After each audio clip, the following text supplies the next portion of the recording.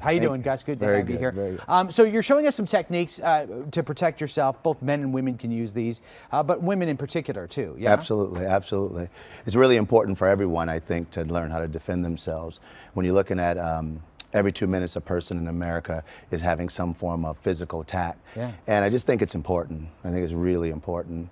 You know, something I pride my life on teaching. I mean, what was the inspiration behind wanting to get people to understand this and understand ways to protect Kung Fu, our Kung Fu style is holistic. And it really is about helping a person become at one with themselves, but not be afraid and be prepared for any moment. So my motivation behind everything was just watching people growing up in a bad neighborhood, watching attacks currently happen over and over and over again. And for myself, I wanted to defend myself, and I grew up with 4 sisters. So I watched them learn how to defend themselves, so it was just one thing after another. Do we walk around oblivious, for the most part, to what's going on around us? Is that part of the problem, too, that we're not really good, it's not good situational awareness? Cell phones, many distractions. I walk around all the time, and sometimes I've even gone up to people and say, you know what, you should probably pay attention to where you are, in parking lots. Of course, Really? they guess what? They think they're going to get attacked. But I tell them, no, you're not they're going to get freaked attacked. Yeah. All right, so tell me some of the techniques that we're talking about. I know you have a couple of volunteers who are going to help us out and give us some ideas. What's the first thing you tell people? Okay. First thing I tell people is pay attention. Okay. First rule. You have to pay attention. Common sense is the best self-defense that you can ever do. You know, I always tell people I teach a program called Suburban Tactic Training. And that's when people come to me and they want to learn the physical side as well. And I've had people from people who've been attacked to people who are afraid of being attacked. And one of the things I always tell them, I said, listen, first things first, you got to pay attention. You got to know if you hear a weird sound, and pay attention. For women, pay attention to your intuitive side, that gut feeling. And sometimes people don't want to pay attention to it, and I'm like, you got to pay attention to it. Yeah. These days you have to. Yeah. All right, come on in, you two, and let's see some of the moves that you would teach. Give me like a first basic move that's not too complicated. Okay. So first, this is Linda here. Linda's actually been physically attacked before and after started doing Kung Fu. Okay. And let's just put it this way, the guy didn't have a good chance after she had started. So first thing is, people are generally on their cell phones, they're paying attention, they got their grocery shops, they got their Christmas toys, and they're going to their car and a person comes up and grabs her from behind. Wow, that was frightening to me. What did you do there? Tell me what you did. What I did was when he came into me, you notice he hit me with force. That's the important thing. The reason that it's so important is because when someone comes up and grabs you from behind, they're not going to do it gently.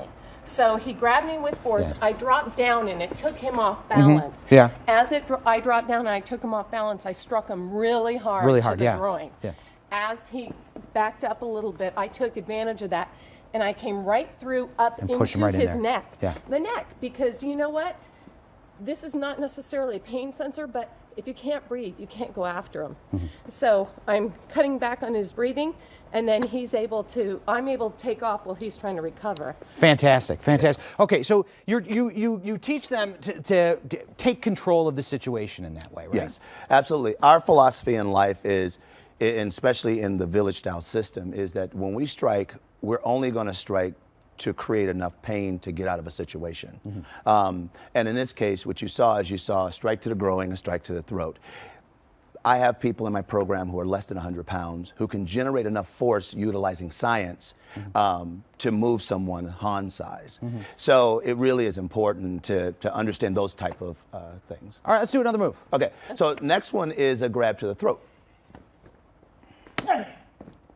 And very quick, very simple. Anyone can do that move. So it's just a push. Push, take the bridge of the hand here, pop right to the neck. And I've watched 100-pound women move 400-pound men with that single move she just did. And isn't it a lot of, people have the mistake of using a lot of the force of their hand like that, but don't you want your body in Your it, body rotates into it. Yeah. That was the important thing. I use dynamics with him. I'm not going to try to match him muscle for muscle or weight for weight. I used the dynamics, and as I came through, I shifted into it, which creates a lot more force than somebody my size would generally be able to do. And I have a lot of people who are above the age of 50 says, I'm a little concerned, but I'm a real estate agent, so I'm in the house by myself, and I have been freaked out numerous times. I go, well, come in tomorrow, and my goal is to make give you more information and give you a little ease at it. Yeah. The key is knowing your tools. Knowing your tools. So, Josh, we have one more little thing we want to do. And this is what happens if someone comes after you. This is a quick second. Leave him alone. And right there, we will leave it right there. Thank you very much. I will be very careful around all of you. To learn more about self-defense and Gus Gates Gates. Kung Fu and Fitness, go to our website, kconline.com, and click on Scene on TV. Thank